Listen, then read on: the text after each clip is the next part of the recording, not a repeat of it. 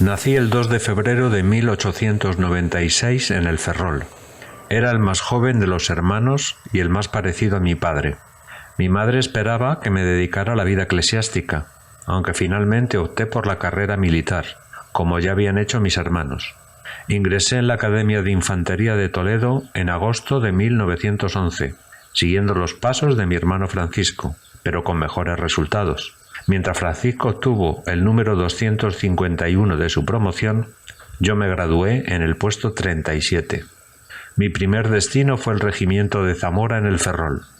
El 15 de abril de 1916 fui destinado a Marruecos, donde me involucré en su cultura.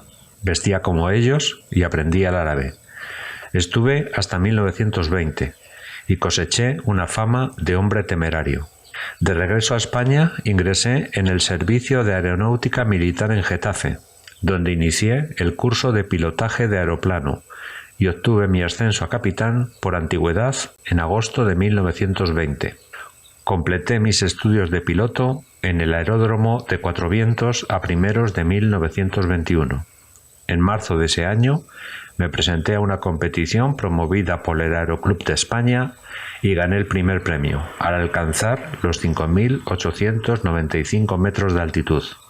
En junio de 1921 regresé a Marruecos, donde realicé la labor de servicios de bombardeo y reconocimiento, que me valieron ser calificado por mis jefes como un oficial entusiasta y decidido. El 22 de febrero de 1922 fui destinado a Los Alcázares, en Murcia, para efectuar las prácticas requeridas para el manejo de hidroaviones.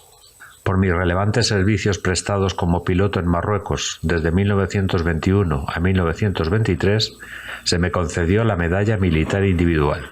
En 1924 realicé en Cuatro Vientos el curso de jefe de escuadrilla y al año siguiente el de observador de aeroplano. Terminado el mismo, me incorporé voluntariamente a la base de Hidros de Atalayón en Melilla, participando en el desembarco de Alhucemas, donde mi avión fue derribado. Ese año presenté el proyecto del RAID, vuelo a gran distancia, entre España e Iberoamérica. La idea no era original, sin embargo, tuvo una notable repercusión en la prensa desde el primer momento. El proyecto gustó a las autoridades de la dictadura de Primo de Rivera, que se decidieron a subvencionarlo porque vieron un vehículo perfecto para publicitar la modernización del país. El propio Alfonso XIII también se entusiasmó con el vuelo y se entrevistó con la tripulación. Un año más tarde, el 22 de enero de 1926, el hidroavión Plus Ultra, que pilotaba junto con otros 3 tripulantes, partió de Huelva y amerizó en el Río de la Plata, al cabo de 19 días. En medio quedaron más de 10.000 kilómetros recorridos en escalas y casi 60 horas de viaje aéreo. Tras dicha gesta, fui nombrado gentilhombre de cámara por Alfonso XIII. Mi fama fue enorme, e incluso me atreví a desafiar y hacer varios desplantes a Primo de Rivera, con el que no tenía muy buena relación. Tras el éxito me propuse hacer un vuelo alrededor del mundo en 1928. Sin embargo, el denominado Proyecto Numancia sería un fracaso. En 1929 se recurrió a un nuevo plan más modesto, atravesar el Atlántico con una escala en las Azores. Se me dio el visto bueno con la condición de que volara en un avión fabricado en España. A última hora, di el cambiazo por un avión italiano, que se guardaba en el mismo hangar que el español, falsificando las matrículas. Este viaje sí que fue claramente un fracaso, y estuvo a punto de costar la vida a toda la tripulación. Un error de navegación, en medio de una borrasca, nos hizo pasar de largo las Azores, y amerizar, sin combustible, fuera de la ruta, donde nos estuvieron buscando del 22 al 29 de julio. Tras el rescate, la multitud nos recibió de una manera enfervorecida y el rey volvió a invitarnos a palacio. Pero en privado, el trato fue radicalmente distinto. Hubo reprimendas y reproches por haber puesto en peligro un hidroavión. Asumí las culpas, pero me despaché a gusto con las autoridades aeronáuticas españolas. Les dije que si hubiéramos ido en el avión español, habríamos sido carne de los tiburones. Se presentaron graves acusaciones contra mí, incluyendo la sospecha de que había habido un soborno de la Casa Dornier para que utilizara un avión que no fuera el español. Como no podía ser de otra manera, causé baja en la aviación.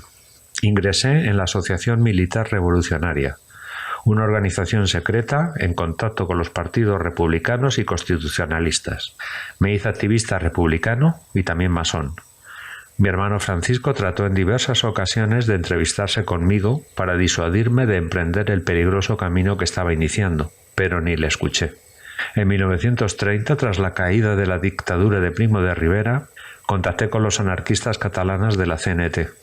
Emilio Mola, secretario de Estado de Seguridad, me detuvo bajo la acusación de trasladar armas para una insurrección. La mediación de mi hermano Francisco sirvió para que se moderara mi régimen carcelario, lo que posibilitó mi fuga. Hice creer que me había exiliado, pero continué con mis confabulaciones desde Madrid.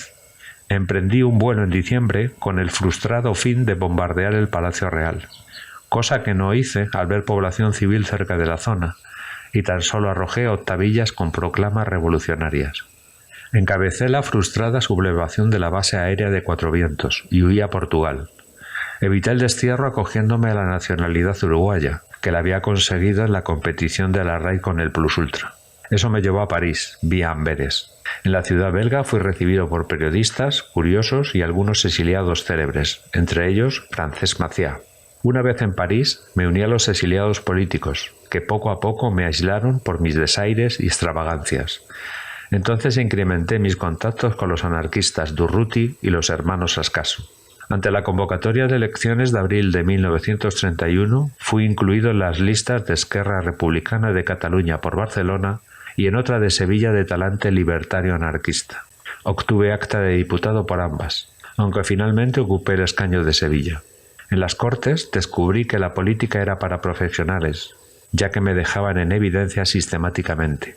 La oratoria no era mi fuerte.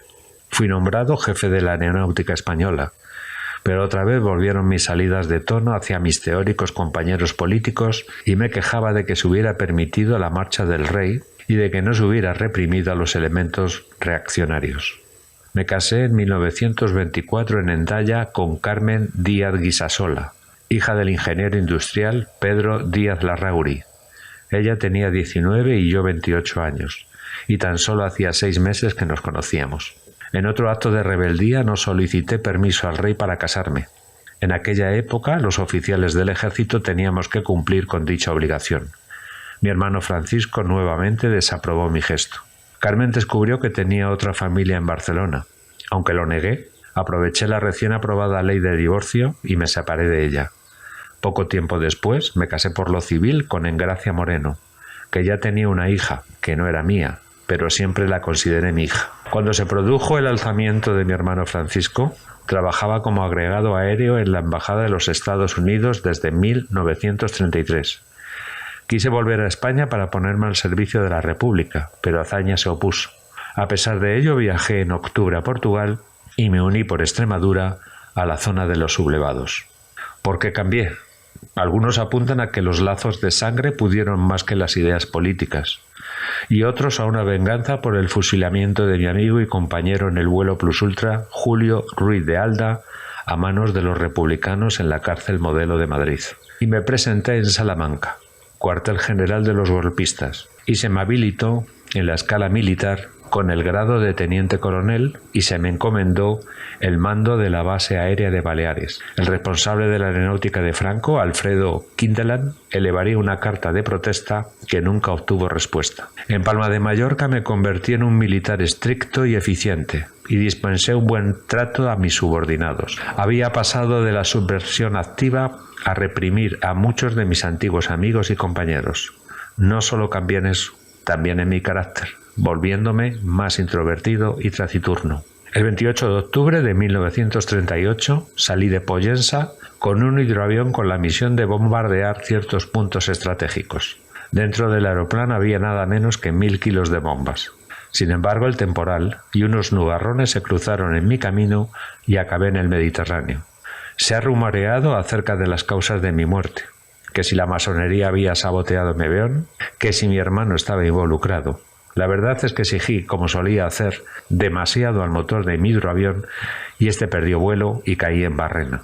En mi funeral, el único representante de la familia fue mi hermano Nicolás.